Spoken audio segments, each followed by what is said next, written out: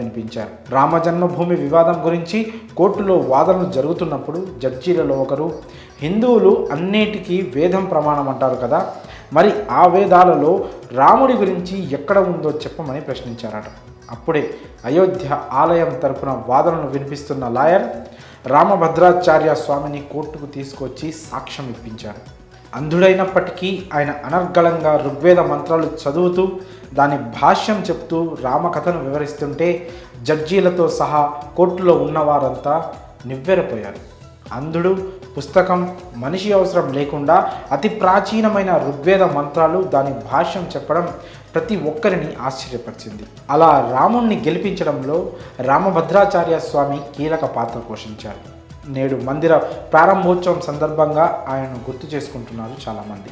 రామభద్రాచార్య స్వామి విషయానికి వస్తే ఆయన ఒక మఠానికి అధిపతి కూడా. ఏది ఏమైనా కోట్లాది మంది హిందువుల కళ నెరవేర్చడంలో ఈయన కృషి మరుపురానిది అని చెప్పడంలో ఏమాత్రం సందేహం లేదు.